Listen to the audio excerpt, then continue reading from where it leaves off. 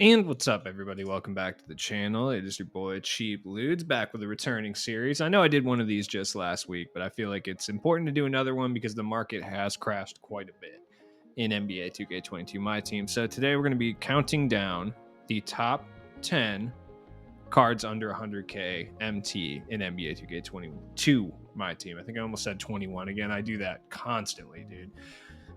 Look, when you make 200 plus videos about a game and then you switch games, even a couple months after it comes out, things still get a little fishy, a little complicated. So, you know the drill.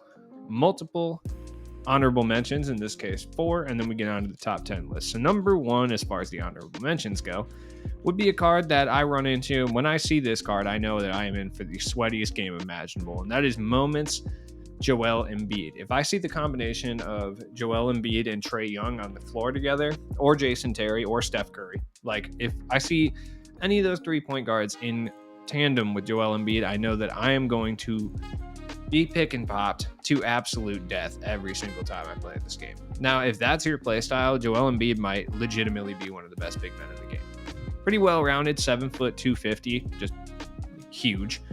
Excellent defender, excellent interior player. He can shoot a little bit too. You can upgrade some of his shooting badges as well as give him some. I'm not going to drone on too much about Embiid. We kind of all know about Embiid cards at this point. Look, for roughly the same price, you can get the Moments one instead of the limited edition one. I would go with the Moments one personally. Number two honorable mention is another pink diamond who I think is a little outdated, so I don't think it's worth picking up really at this point, but it is somebody I wanted to spotlight, and that's Anthony Davis.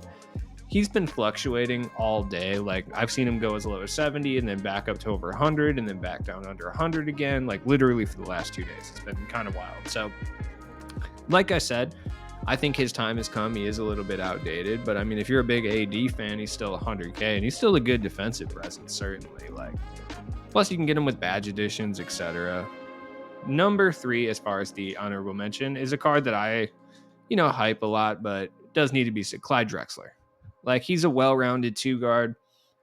He does a little bit of everything if this is what you're looking for. I mean, this is the guy. Obviously, I would grab the NBA 75 version. A lot of them are going to have badge additions and shoes for roughly the same price as the other one. It just kind of depends what you're looking for. But Clyde Drexler is still very serviceable and very good. And the final honorable mention, his value has been nerfed a little bit. That's the reason I laugh, is because this card was so overpowered for like 48 hours. And then the patch came out and then nerfed him completely. And that is De'Aaron Fox. Now, that being said, he's still good. Don't get me wrong. But the combination of like downhill, unstrippable, quick first step, and fast twitch is really solid still. But for that, like, I don't know if it was like a week or so before the dribble patch came out, when quick first step was still like very, very usable and downhill was very good as well. He was so good, and he's not like terrible now at this point. Like, he's still very solid, very confident, very usable, but his value has absolutely tanked a little bit. And I mean, his price isn't bad at 50K, but it does need to be said.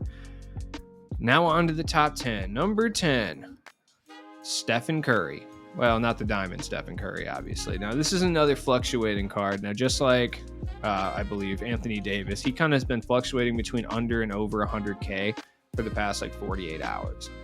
Now, that being said, the Moments one is the only one that is available right now, but I did see some Signature Series ones under 100K, and the Moments one obviously isn't that much worse, realistically. Like, Steph Curry. I don't really need to go into detail as to what you're getting while using Steph Curry. If this is what you want, then by all means, it's Steph. Like, if you're looking to 3-hunt, he's fantastic.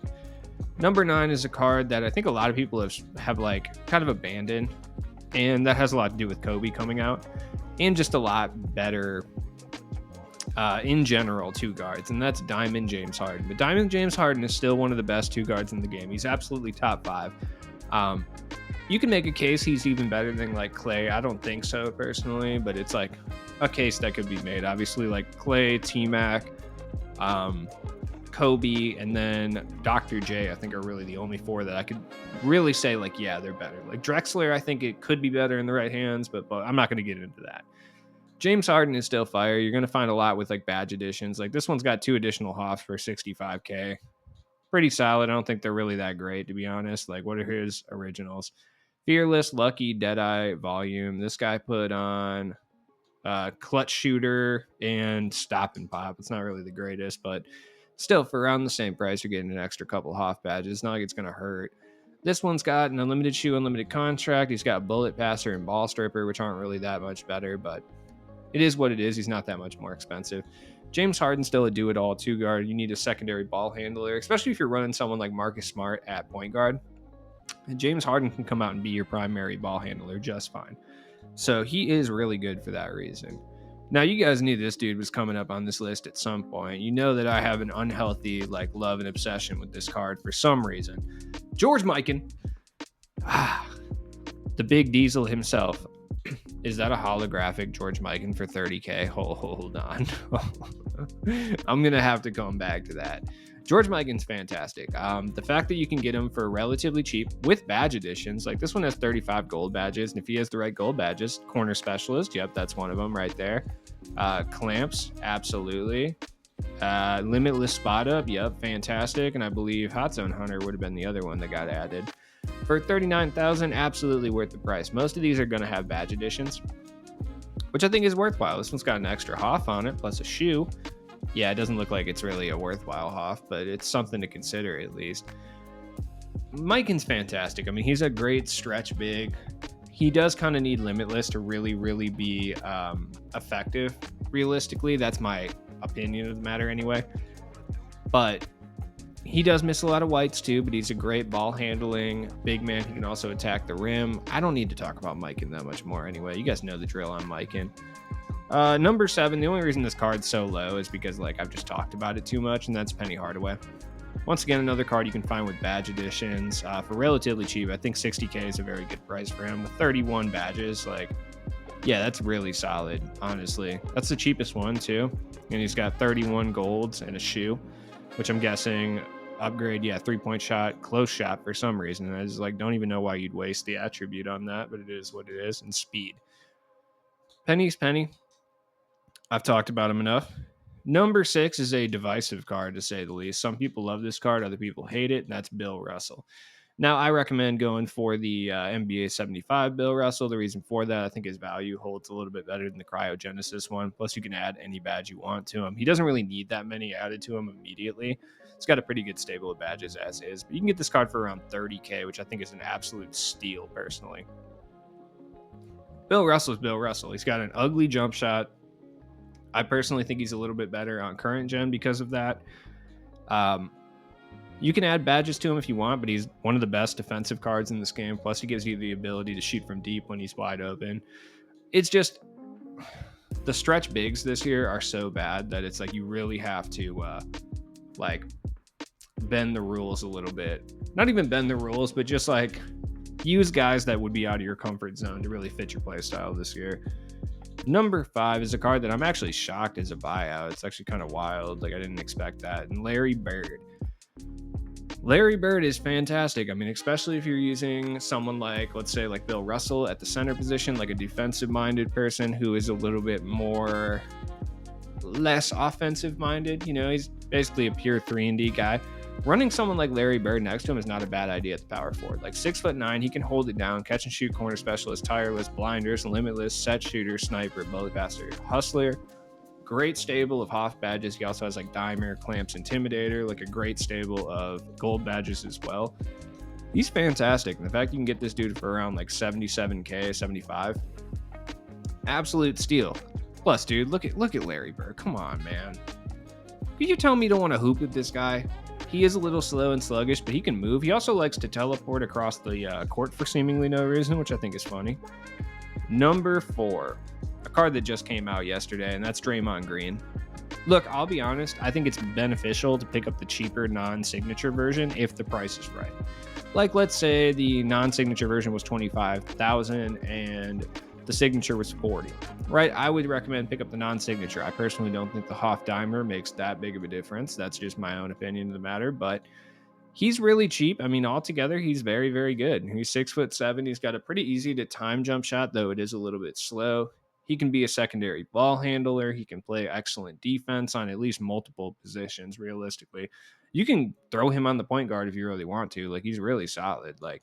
Great badges, defensive leader, intimidator, post move, lockdown, menace, and hustler, in addition to Dimer if you pick the signature version. I mean, It's Draymond. You kind of know what you're dealing with here. Number 3 is a card that's kind of fluctuated again, like a few of these cards on this list, has to do with the market crash. Dolph Schayes. Big Dolph out here. This man is not a joke. You can get the mass Dolph Schayes for like under 100K, which is he's catch and shoot, corner specialist, rebound, set, limitless, and grace under pressure. He's essentially better George Mikan. He's a little bit smaller, so he plays better at the power forward, obviously, but I run Mikan at power forward anyway, and he's essentially just an improved version. I would try to get the masked version because he does have much better defensive tendencies, so that is important, though there's really no difference in regards to anything else besides blinders, which I think does help him a little bit, but he's got a really nice jump shot anyway, so I don't necessarily think it's the most useful thing in the world, but most of the ones you find are going to have unlimited contracts, unlimited shoes, etc., which I think are to a certain extent probably worth it. Plus you're going to be able to find badged up versions as well. People love Dolph, dude, and I totally understand why. Keep an eye on Dolph. Number 2. Yeah, I mean, you guys knew this guy was coming at some point. Like, everyone's like obsessed with this card. Jamal Crawford. Now, they don't show the non-signed version when you search Jamal Crawford, which I think is kind of weird, but the non-signed version is way cheaper, like 60K, and I think it's Hoff quick first step and gold quick first step, which I don't think is a huge difference at this point, but if you want the most complete version, obviously you can run this Jamal Crawford. Ankle breaker, hyperdrive, quick chain. He's a dribble god's best friend with Trey Burke base, which is a fantastic release. If you're someone who considers themselves a dribble god or just wants to move really well with the card, Jamal Crawford might be the guy for you. Like, he's nice. You do have to put some defensive badges on him, like clamps and stuff. He only has silver Deadeye, which is better than no Deadeye, realistically.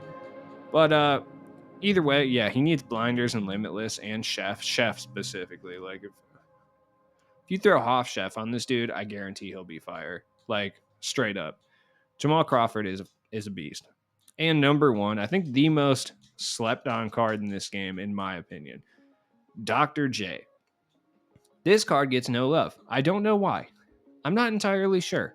He's not that much of a dribble god, I will say that. 6'6" with one of the smoothest releases in the game.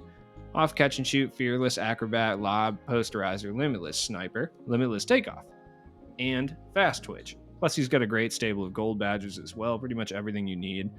Stats wise, he's just great. 94 3-pointer with a 95 driving dunk, 86 ball handle, like 90 perimeter defense. This card does everything you'd want him to do. Like, at the 2-guard position, aside from movement, because he's not the greatest in regards to getting himself open and like dribble guiding and stuff like that, this card does literally everything that you'd want. I swear.